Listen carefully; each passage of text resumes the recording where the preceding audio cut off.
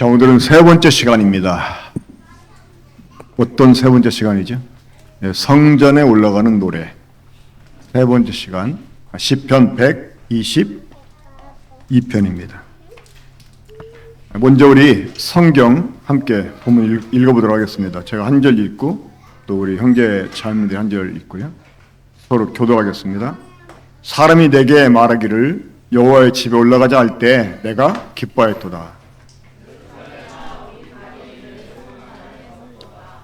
예루살렘아, 너는 잘 짜여진 성읍과 같이 건설되었도다.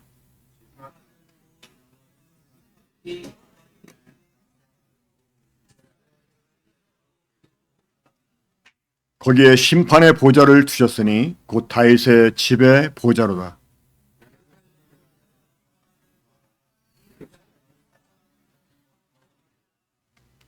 내 성 안에는 평안이 있고 내 궁중에는 형통함이 있을지어다.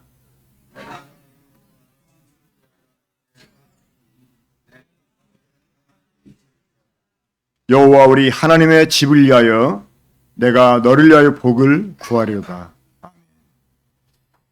오늘 그 시편 122편 1절부터 9절까지 있는 말씀 함께 공부하는 시간 갖겠는데요. 제가 제목을 본문에 있는 대로 예루살렘을 사랑하는 자는 형통하리라 이렇게 잡았습니다. 예루살렘을 사랑하는 자는 형통하리로다. 자, 우리 한 절씩 살펴가면서 공부하도록 하겠습니다. 자, 먼저 1절 함께 다시 읽어보죠. 시작. 사람이 내게 말하기를 여호와의 집에 올라가자 할 때 내가 기뻐했도다. 네. 여호와의 집에 올라가자.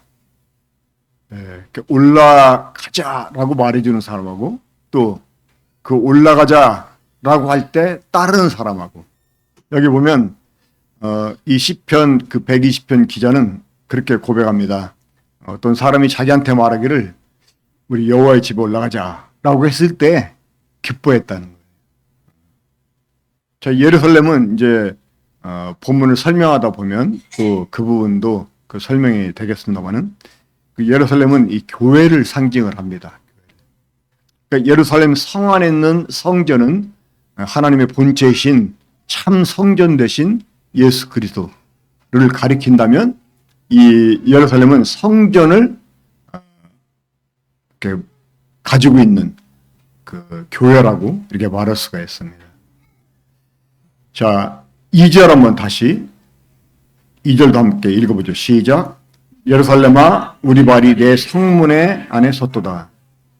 자, 우리가 여호와의 전에 가기 위해서는 어디로 들어가야 됩니까? 예루살렘으로 들어가야 됩니다.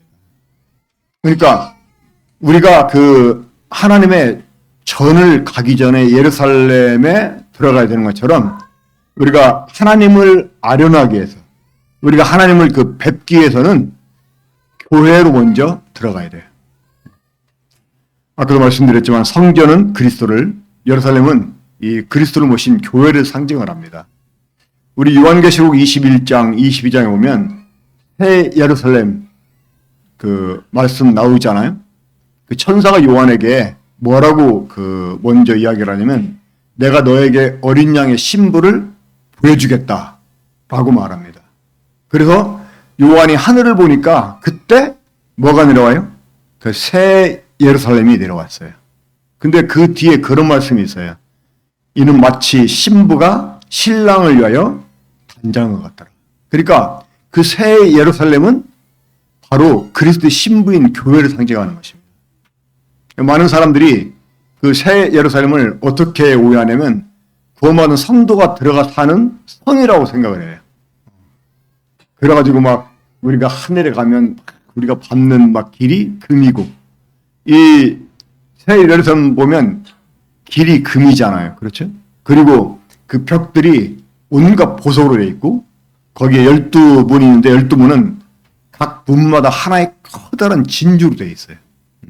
그러니까 얼마나 큰 조개가 그 진주를 만들어내야 그만한 크기의 진주가 나올지 모르겠습니다만은 아무튼 그래가지고 뭐 하늘에 갔더니 막 집이 있는데 길은 다 금이고 막 자기 집이 막 보석으로 막 지어져 있고 이런 식으로 이제 말하는 사람이 있는데 그 새 예루살렘은 구원받은 성도가 사는 성이 아니고 그게 교회 자체예요.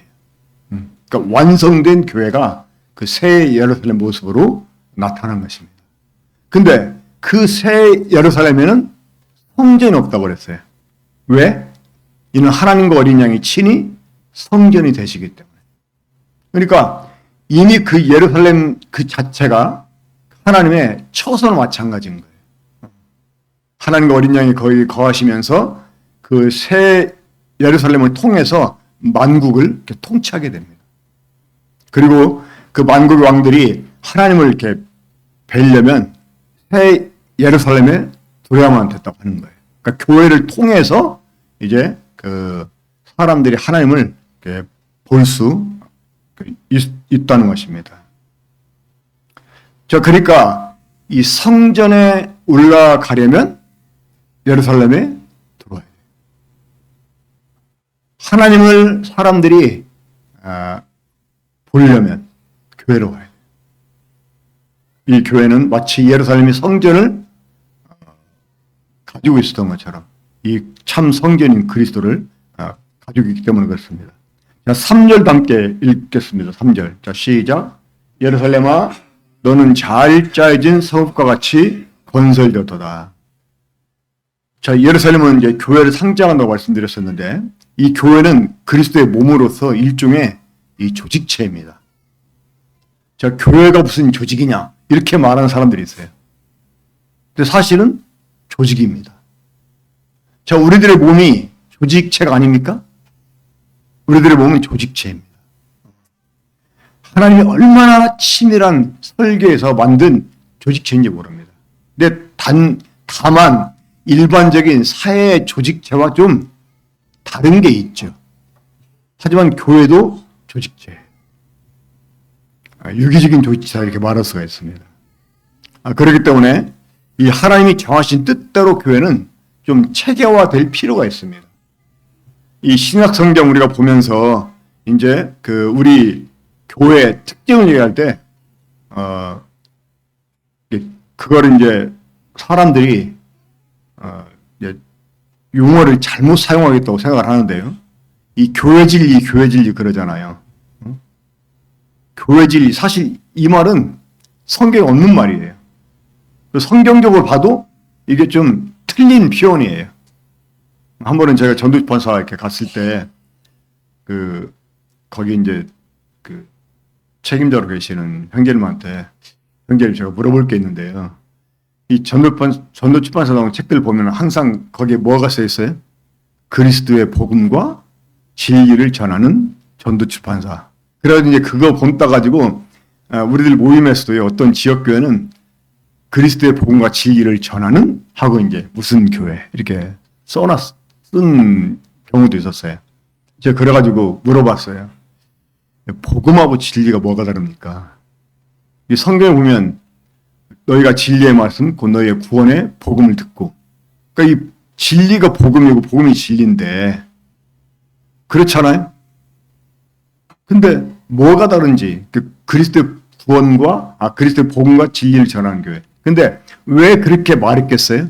그렇게 말한 의도를 잘 알고 있죠. 거기서 말하는 진리는 흔히 이제 입버릇처럼 말하는 교회 진리를 이렇게 아마 나타내려고 이렇게 쓴 것 같아요. 근데 사실 교회는 진리가 아닙니다. 교회는 진리의 기둥과 터일 뿐이죠. 진리를 가지고 있는 하나의 조직체예요. 그러니까 이 교회 자체가 진리가 아닙니다. 교회는 진리이신 주님을 이렇게 가지고 있는 그런 기둥과 터가 되는 곳입니다. 그러니까 신약교회 원리라고 표현해요. 신약교회 원리. 그러니까 교회의 진리가 아니고 신약교회 원리. 그러니까 이 신약교회 원리라는 말은 교회가 신약 성경의 가르침에 따라가지고 체계화돼야 된다 그 말입니다. 이 교회는 조직체이기 때문에 체계화돼야 됩니다. 자, 4절 읽겠습니다. 시작. 지파들 곧 여호와의 지파들이 여호와 이름에 감사하려고 이스라엘의 전례대로 그리로 올라가노다 그랬습니다. 자, 이스라엘은 12개의 지파로 구성되어 있었죠. 그렇죠? 이것처럼 교회도 여러 은사들과 직분들로 구성이 되어 있습니다. 교회는 많은 은사과 직분이 있는데 각각 믿음의 분량에 따라서 자신에게 주어진 은사와 직분에 따라서 헌신하면서 봉사를 해야 돼요. 근데 아까 이제 예루살렘이 잘 짜여진 성읍 같다. 이렇게 이제 묘사했는데, 여러 은사교 직분이지만 이게 서로 조화를 이루어야 돼요, 조화를. 조화를 이루려면 어떻게 되겠습니까? 각 사람이 자기가 가지고 있는 은사가 뭔지를 알아야 돼요. 그리고 그 은사에 맞게 자기가 또 봉사에 참여를 해야 돼요. 근데 이제 개 중에 욕심이 있는 사람들이 있어가지고 또 이제 다르게 표현하면 약간 교만한 사람들이 있어가지고 자기가 뭐든지 다 잘할 것처럼 생각을 하고 뭐든지 다 이렇게 나서려고 하는 이런 사람들이 있어요. 그러니까 믿음의 분량에 따라가지고 자기 그 분수에 맞게 자기 이치를 지킬 때 조화가 잘 이루어질 수가 있습니다. 우리가 한 가지 알아야 될 것은 뭐냐면 모든 성도들은 한 가지 이상의 은사를 가지고 있다고 하는 것입니다. 교회 직분자들은 곧 이제 장로와 집사이겠죠. 그런 사람들은 성도들이 가지고 있는 은사가 무엇인지를 잘 이렇게 살펴가지고 그 사람들이 그런 일을 할 수 있도록 안배하는 그런 일을 해야 됩니다. 그러니까 일종의 이제 장로들이 그런 일을 하게 될 텐데, 이 장로들 이렇게 다수를 보면 다스리는 은사들이 있어요. 그래서 이제 이 교회를 행정적으로 이렇게 잘 다스려서 사람들이 은사를 헤아리고 그런 은사에 맞게 일을 할 수 있게 해주고, 그래서 이제 가끔 이제 어떤 형제님이 기도할 때마다 그 영적 직업 없는 사람 뭐라고 하지? 실업자, 영적 실업자가 없도록 이렇게 이제 해달라는 기도를 하게 되는데, 우리 모두는 다 이제 한 가지 이상의 은사를 가지고 있기 때문에 교회에서 봉사할 수 있어요. 그러니까 그것을 할 수 있게 이제 직분자들이 잘 배를 해가지고 그런 사람들을 이렇게 일하도록 권면해야 됩니다. 자, 5절 말씀 함께 읽겠습니다. 5절. 자, 시작. 거기에 심판의 보좌를 주셨으니 곧 다윗의 집의 보좌로다. 이 다윗의 집의 보좌를 심판의 보좌로. 결국 이제 왕은 다스리면서 다스리는 사람이 다스리면서 사람들에게 상벌을 주는 사람이에요. 잘하는 사람에게는 격려찬 상을 주고 못하는 사람들에게는 징벌을 주는 일. 이 감독이라는 그 단어 속에요. 그게 아마 세 번째 의미일 거예요. 괴롭히다라는 괴롭히다. 감독한다는 게 괴롭히는 거예요. 자, 어떤 사람을 감독이 괴롭힐까요? 일을 안 하는 사람, 일을 제대로 못하는 사람. 근데 이런 사람을 막 이제 다그쳐가지고 일하게 하니까 그런 사람한테는 괴로움이 되는 거지. 이 괴롭히는 일. 그래가지고 이 감독이 하는 일이 뭐예요? 그 성실해하는 사람은 더 잘하도록 직급을 올려준다든가, 아니 또 보너스를 준다든가. 그렇지 못한 사람은 일을 못하게 할 수도 있잖아요. 그렇죠? 그러니까 이 왕이 하는 일이 그 같은 일이에요. 그래서 이 다윗의 집의 이 보좌를 그 심판의 보좌와 연결을 시키는데, 우리가 여기 한 가지 얻게 될 교훈은 뭐냐면 고린도후서 5장 10절에 보면 이는 우리가 다 반드시 그리스도 심판대 앞에 나타나게 되어 각각 선악간에 그 몸으로 행한 것을 따라 받으려 함이라 이랬습니다. 우리는 나중에 그리스도 심판대 앞에서 우리 몸으로 행한 일을 따라서 이제 상을 받는 사람 상을 받고 이 벌을 받는 사람 벌을 받을 거라고 생각을 합니다. 그 바깥 어두운 데로 내어 쫓기는 이 바깥 어두운 데가 꼭 뭐 지옥을 가리킨다 이렇게 말할 수가 없어요. 그렇다고 뭐 천국도 아니고 지옥도 아닌 어떤 새로운 장소다 그렇게 말할 수 있는 것이 아니라, 그 바깥 어두운 데는 충성된 자들이 주님과 함께 참여하게 될 즐거운 일에 반대편을 말하는 거예요. 그러니까 거기에서 자신들이 헌신하지 못했던 일에 대해서 후회하고, 그런 말씀이 고린도서 3장에 나오잖아요. 3장 10, 거기가 6절인가요? 그 절수는 제가 정확히 기억을 못 하겠는데, 거기 보면 우리 공력이 불로써 다 이렇게 시험을 받잖아요. 어떤 사람이 이제 우리는 다 모두 다 그리스도라고 하는 설을 지금 가지고 있는데 거기에 우리가 각각 우리의 집을 세웁니다. 믿음의 그 집을 우리가 건축하게 되죠. 그런데 어떤 사람은 그 집을 건축하는데 금이라고 하는 재료를, 또 보석 이런 재료를 사용해서 집을 짓는 사람이 있는가 하면 나무나 풀이나 짚으로 이렇게 재료를 삼아서 집을 짓는 사람이 있어요. 그런데 그것이 나중에 다 불을 통과하게 된다는 거예요. 그런데 그게 그대로 남아있으면 뭘 받아요? 상을 받고, 그것이 불타면 뭘 받아요? 해를 받으니, 해를. 그 해가 경제적으로 우리가 손해봤을 때 보는 그런 해를 가리킵니다. 우리가 사업하는 이유가 뭐예요? 우리가 장사하는 이유가 뭐예요? 돈 벌려고. 그렇죠? 그러니까 이익을 남기면 돈 버는 거고, 그렇죠? 그 대박 나는 거죠. 오히려 일이 막 안 돼가지고 돈을 다 까먹었어. 그러면 쪽박 차는 거죠. 그렇잖아요.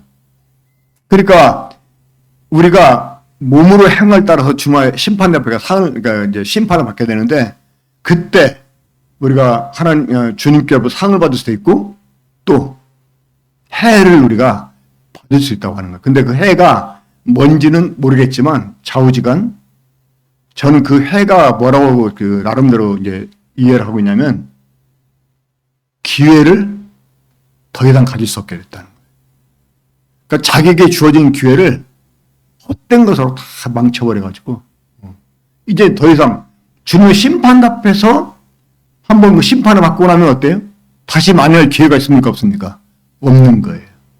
그러니까 우리가 지금 정신을 차려야 돼요. 자, 우리가 주님 섬기는데 어떤 재료를 주로 사용하느냐 보세요. 저는 적어도 이 수요 집회 때 이 모임에 오는 분들, 이런 분들은 적어도 보석 정도의 재료를 사용하는 사람이 아닐까 생각을 합니다. 금요 집회까지 나온다. 이런 사람은 적어도 은 이상의 재료를 사용하는 사람이 아닐까 이렇게 생각을 해요. 근데 우리가 주님의 일을 해도 정말 어떤 대가를 치르더라도 내가 감사하겠다. 내가 손해를 보더라도 내가 감사하겠다. 이런 마음으로 하는 사람들. 자, 불을 통과할 때 남게 되는 금, 은, 보석에 공통점이 있어요. 뭔지 아십니까? 이미 그것들은 불을 통과한 거라는 거예요. 그러니까 불을 이미 통과해가지고 그 연단을 통해서 생겨난 것들이기 때문에 다시 불을 통과해도 어때요? 그대로 남아있는 거예요. 그러니까 우리가 그런 금 같은 정성으로, 은 같은 정성으로, 정말 보석 같은 정성으로 주님 섬겨야 돼요. 몸 좀 아프다고 그냥 그 핑계로 막 모임 그냥 건너뛰고. 옛날 같으면 제가 그런 사람들한테 지금 참 저도 보면 영적으로 성질 많이 죽었어요. 차라리 죽더러 나와라. 응? 그렇게 해가지고 죽으면 그게 순교다. 요즘 누가 예수 믿는다고 막 죽인다는 사람이 있냐? 그렇잖아요? 응? 근데 그냥 막 어지럽고 막 기운 없어 막. 근데 내가 집회 막 올라가다가 그냥 죽어도 가자. 그렇게 해서 죽으면 순교야. 그런 분들은 교회장으로 장로도 잘 치러. 아무튼 이제 우리가 몸으로 행을 가지고 주님 앞에 가서 심판을 받게 된다 하는 거 우리 기억해야 됩니다. 자, 6절 함께 읽겠습니다. 6절. 자, 시작. 예루살렘을 위하여 평안을 구하라. 예루살렘을 사랑하는 자는 형통하리로다. 우리가 교회에 평안을 구해야 되는 이유가 있습니다. 왜? 그게 바로 자기 자신에게 복이 되기 때문에. 자, 이 교회의 충만은요, 개인의 충만으로 연결이 돼요. 이 교회가 막 정말 풍성하잖아요. 그럼 교회에 참여하는 사람들이 그 유익을, 영적 유익을 다 누리게 돼요. 그렇죠? 왜 우리가 교회를 이렇게 선택할 때 이 교회가 좋은 교회인지 나쁜 교회인지 내가 정말 이렇게 여기에 내가 이렇게 지체로 이렇게 가입해도 좋을지 다 살피잖아요. 이렇게 보면 어떤 이제 지역으로 이사를 가게 되면 거기에 이제 몇 군데 이제 모임이 있다고 해봐요. 그렇죠? 어떤 교회를 가야 되지? 그럴 때 딱 가서 내게 유익을 끼쳐주는 교회, 그런 교회가 어디겠어요? 바로 이 평안에 있는 교회인 거예요. 영적으로 충만한 교회. 그러니까 이 교회의 충만은 개인의 충만으로 연계돼요. 그런데 또 하나, 이 개인의 충만이 교회의 충만도 좌지우지할 수 있다는 거예요. 교회가 많은 사람의 헌신으로만 부흥하는 게 아닙니다. 몇몇 사람의 헌신으로 부흥이 되는 거예요. 이 서울에 그 남설교회라고 여러분 아시죠? 제가 가지고 있는 정보가 정확한 건지 모르겠습니다만은 그 교회가 시작할 때요, 여고생들로 시작이 됐다는 그런 말을 제가 들었었어요. 그러니까 정말 그 성경을 알고 싶어하고 성경대로 이렇게 좀 뭔가 이렇게 하나님 뜻대로 살고 싶어하는 이런 그 학생들이 모여가지고 처음 그렇게 해가지고 이제 교회가 시작이 돼서 지금 그렇게 정말 거대한 이런 교회를 만들고 뭐 대학까지도 이용하고. 근데 이건 더 정확히 알아봐야 될 거지만 옛날에 제가 들은 말로는 그래요.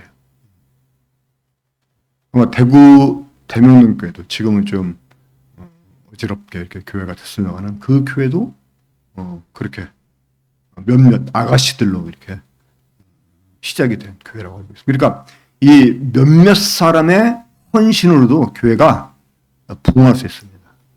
그러니까 다른 사람 시원찮다고 막 판단하고 무슨 교회가 이래 막 이러면서 그러면 주님이 기뻐하잖아요. 그러거나 말라 그래. 오히려 교회를 위해서 막 기도하면서 내 할 일 다 해야 되겠다고 막 헌신하잖아요. 그러면 그 사람 때문에 교회가 충만해집니다. 그러니까 교회의 충만은 개인의 충만이고 개인의 충만은 교회의 충만이 되는 거예요. 우리가 먼저 예루살렘에 평안을 위해서 기도해야 되는 이유가 있습니다. 그것이 바로 나에게 복이 되기 때문에 그래요. 자, 그런 사람은 이 교회 평안을 우선적으로 기도하는 사람은요, 개인이 형통하는 복을 덤으로 받게 됩니다. 그렇죠? 자, 우리는 개인적으로 구원을 받았지만 교회로 존재하도록 부르심을 받은 사람이에요. 적어도 우리 모임 사람이라면 이 정도는 기본적으로 알아야 돼요. 우리가 구원은 개인적으로 받았지만 교회로 존재하게 부름받았다는 거예요. 자, 교회는 하나님이 창세 전에 그리스도 안에서 계획한 것이에요. 그렇죠? 하나님이 이 에베소서에서 나오는 예정론을 어떤 그 교파는 이거를 개인의 구원 여부로 해가지고 뭐 예정론 이렇게 주장하는 사람들이 있는데, 그 에베소서에서 말하는 예정은요, 이 교회를 예정했다는 말이에요. 교회를.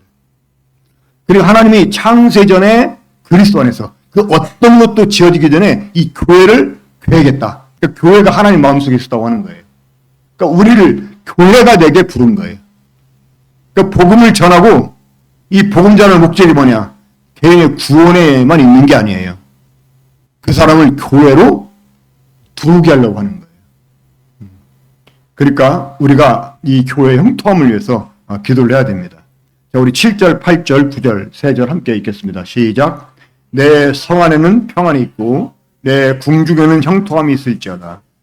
내가 내 형제와 친구를 위하여 이제 말하리니 내 가운데 평안이 있을지어다.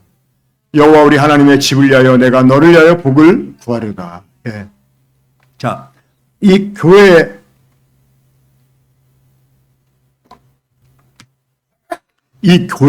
평안을 위해서 기도하는 일은 나 자신에게 복이 더해지는, 형통함이 더해지는 그 복을 덤으로 받는 게 아니고요. 여기 보면 그 8절에 내가 내 형제와 친구를 위하여 이제 말하리니.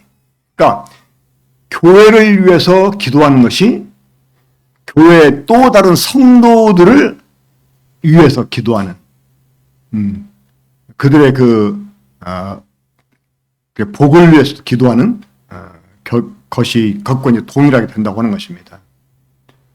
그리고 그 하나님의 집을 위하여 내가 너를 위하여 복을 구하려. 그러니까 이 교회가 평안하고 교회가 형통해야 되는 이유, 그 이유가 우리 가운데 거하시는 주님이 영화롭게 드러나게 하기 위해서. 그래서 이제 우리가 이제 교회를 위해서 좀 구체적으로 간구하는 일이 필요하다고 생각을 하는데요. 이 교회라고 하는 집단적인 일을 위한 기도 제목들이 있죠. 우리가 기도하다 보면 그렇죠. 지금 우리가 매일 기도하는 그 기도 제목들 보면 교회 공통 기도 제목이 있는 거 여러분 보시잖아요. 그리고 이제 교회라고 하는 그냥 집단적인 그 기도만 있는 게 아니라 각 성도 개인들을 위한 기도 제목들이 있어요. 그렇죠. 궁극적으로 하나님의 영광이 이렇게 드러날 수 있도록 하나님의 뜻이 이루어지기를 위해서 우리가 기도를 이렇게 해야 됩니다. 제가 마지막으로 기도 이야기가 나왔으니까 기도 순서 좀 팁을 알려드리겠습니다. 자, 먼저 한번 이렇게 보세요. 자, 손 한번 이렇게 한번 해보세요. 먼저 엄지, 찬양. 자, 손가락에 찬양, 감사, 자백, 중보, 간구. 그러니까 특히 이제 공중 기도할 때 이러한 그 형식을 따라 기도하면 좋아요. 그러니까 찬양은 하나님을 높이는 그런 이제 말이죠. 자, 우리 한번 예를 들어 봅시다. 여러분들이 지금 예를 들어 우리 이제 그 원형제 이제 사업을 하는데 뭔가 좀 더 큰 회사 가서 이제 일을 하나 따야 돼요. 그러면 딱 가서 이제 그 사장님 만나가지고 어떻게 이 얘기를 시작할 수가 있어요?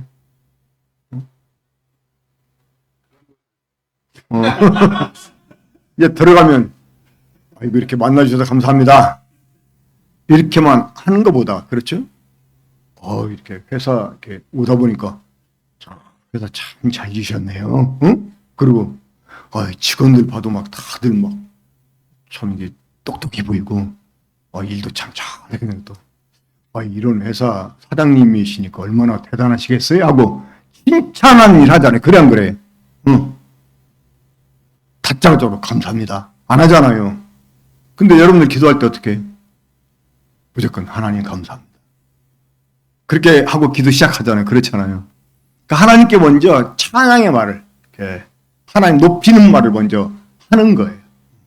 왜 그 시편에 보면 자비하시고 은혜로우시며 노하시기를 더디하시고 이게 찬양인 거예요. 거룩하시고 뭐 지존무상하시고 이런 것들이 다 찬양에 해당되는 거죠. 이제 그런 다음에 두 번째 감사하는 거예요. 감사하는 주님이 나를 위해서 행하여 주신 일들에 대해서 이제 우리가 감사를 표현하는 것이고, 이제 세 번째는 우리가 죄를 품으면 하나님이 기도를 들으시지 않을 것. 그래서 이 죄를 자백하는 거예요. 자백하고 꺼리끼는 것들을 자백하고, 그리고 이제 도구, 나를 위한 기도보다 다른 사람을 위해서 먼저 기도를 해주는 것입니다. 이 중보 기도를. 그 다음에 간구, 내 필요를 하나님께 아뢰는 거예요.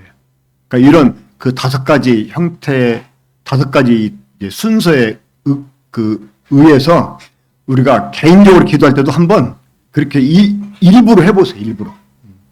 지금 목요일날 성경 공부하는 형제들 매번 제가 기도 끝나고 나면 항상 지적을 하는데요.